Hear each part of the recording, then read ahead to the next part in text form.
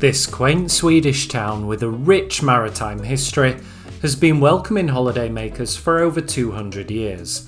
Today, I'm here to show you all the reasons why you should stop and spend a few days in this seaside gem. So join me, Jetaway Joe, as I take you to Stromstad, gateway to the Koster Islands National Park. Tucked away on the northwestern coast of Sweden, Stromstad is a small seaside town with a population of about 6,500. Roughly halfway between Gothenburg and Oslo, it's just 26 kilometres from the Svensson Bridge, the border between the two countries.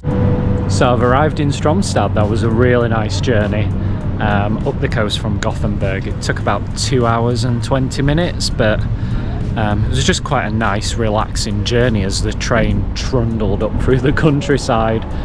Got here and the weather is beautiful. It's lovely and warm. There's a nice breeze blowing in from the sea. So I'm going to go in and explore the town a bit before going over to my Airbnb and settling into my digs for the next couple of nights. I took one of the several daily direct trains from Gothenburg, which takes around 2.5 hours at a cost of 127 Swedish krona. At Stromstad station you'll also find the main bus station, where buses depart on local routes and over to Halden in Norway, where train connections up to Oslo can be made. A one-way ticket to Halden costs 82 Swedish krona. There are a couple of daily ferry connections over to Sandefjord in Norway. These can be picked up for as little as €5 one way.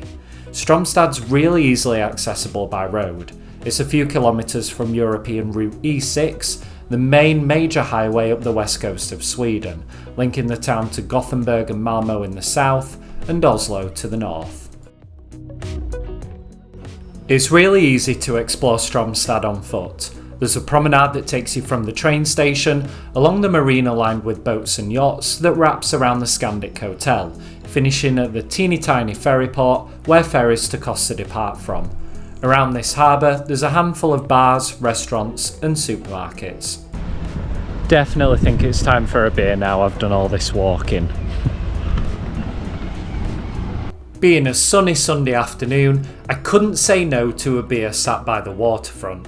I was feeling pretty tired after a hectic weekend in Gothenburg. If you want to check out what I got up to, the link to the video is at the top of your screen. It was nice to sit, relax and unwind in the sunshine, people watching as they got on and off the ferries from Koster.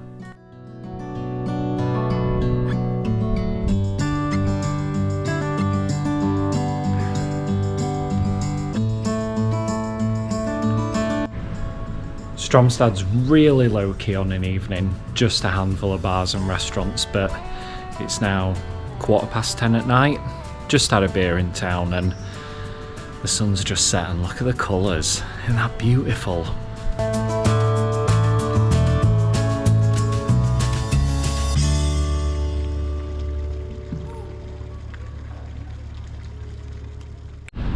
Well, it's a beautiful summer's morning here in Stromstad. It's actually really warm. It's easily a good 20 degrees already, so it's going to be a bit of a scorcher, I think. So today, heading down to the ferry port. I'm going to take a ferry over to South Koster, which is one of the Koster Islands, an archipelago just off the coast of Stromstad. So let's go get another ferry. After a quick 5-minute walk into town, there was a real buzz of activity around the harbour. Some folk getting on this ferry. This is busy.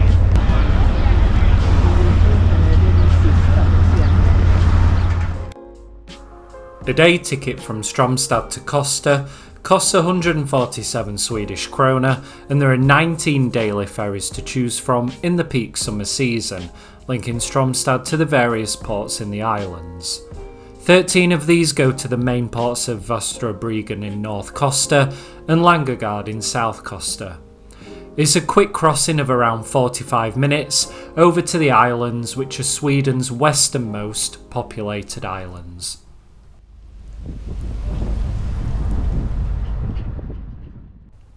If you're enjoying this video, please hit the like button or subscribe. Let me know in the comments if you're planning on taking a trip to Sweden soon.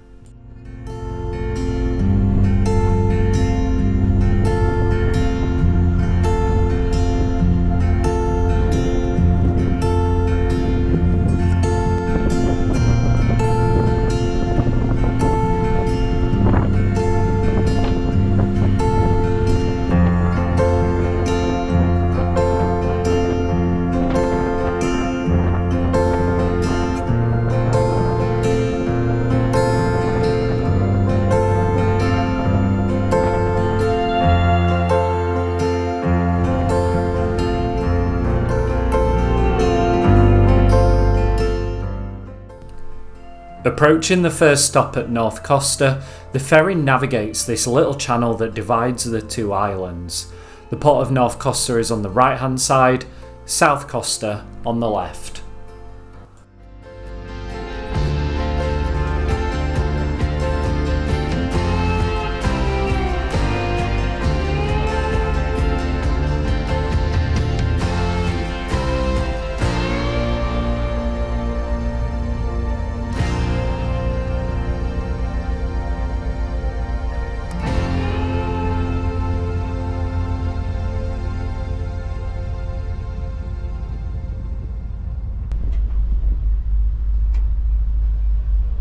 Just got off the ferry in South Koster. I'm gonna go and see about getting a bike.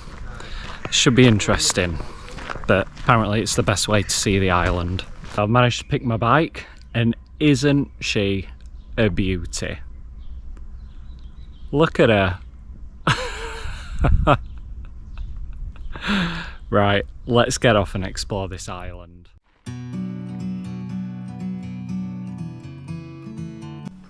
Cycling really is the best way to see the Koster Islands, and it's dead easy with the bike hire shop next to the ferry dock.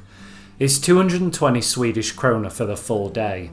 The condition of the bike wasn't the best, to be honest, but it did the job of getting me around.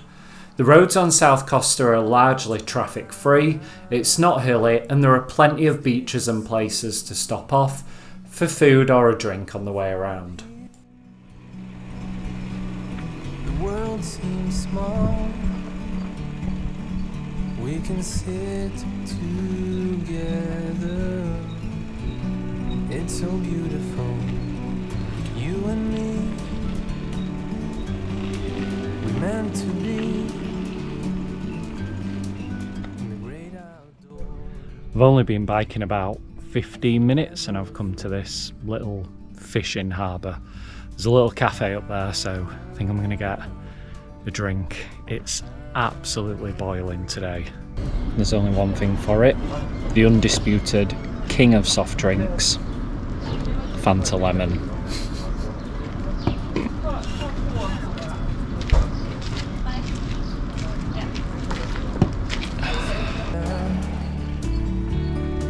To see the truth around you.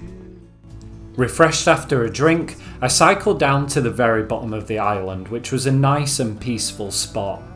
There was a lovely stretch of beach, a little fishing harbour, hiking trails off into the wilderness, and some great swimming spots too, which were welcome on such a warm summer's day.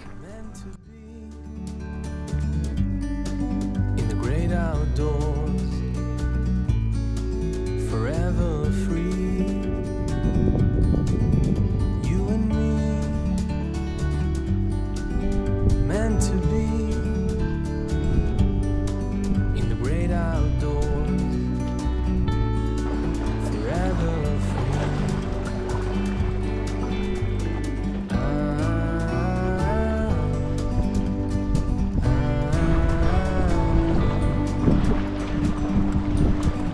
You and me, meant to be in the great outdoors, forever free. You and me, meant to be in the great outdoors, forever. That was refreshing. That time to bike it back up to the very northern tip and get the ferry back over to Stromstad. So let's head on up. So we got a bit of a traffic jam. The beaches on this island are absolutely gorgeous. They're just stunning, unspoilt stretches of sand. And the water's crystal clear as well. It's beautiful. It's just starting to cloud over and I think we might be in for a storm tonight, so even more reason for me to get a move on. With a storm brewing, I wasted no time in biking it back up to the top of the island to get the next ferry. And with 20 minutes to spare, there was only one thing for it.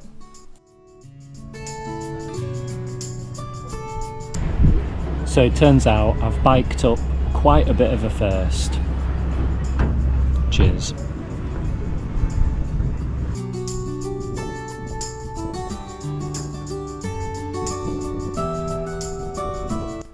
Like clockwork, the ferry pulled into the harbour bang on time for the crossing back over to Stromstad. By now, rumbles of thunder could be heard on the horizon as the sky turned into dramatic shades of grey, dark blue and purple. Despite the storm brewing in the distance, it was smooth sailing all the way back to Stromstad.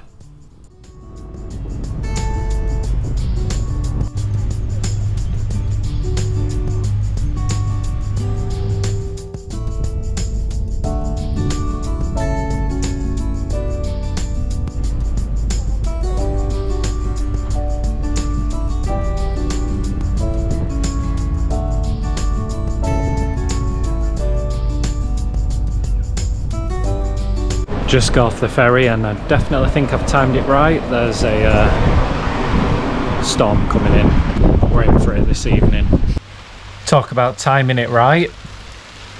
The second I get back, literally the split second, and the heavens open. It didn't just rain, it absolutely poured, and there was nothing to do but sit and wait for it to pass. Now that the storm has passed, gonna head into town and get some food. I'm gonna grab my raincoat though. Don't trust it. Still pretty damp out. The rain's come back. I refuse to let the rain dampen my spirits or prevent me from inhaling a bacon double cheeseburger washed down with a few beers. I also refuse to let the rain be my lasting memory of Stromstad and the Koster Islands. I loved my couple of days in this corner of western Sweden, and it was the most chilled place to stop off when travelling between Gothenburg and Oslo, and take in the walking, biking and swimming. If you've enjoyed this video, please hit the like button, subscribe for more and let me know, are you planning on taking a trip to Stromstad? Thanks for watching, see you again soon.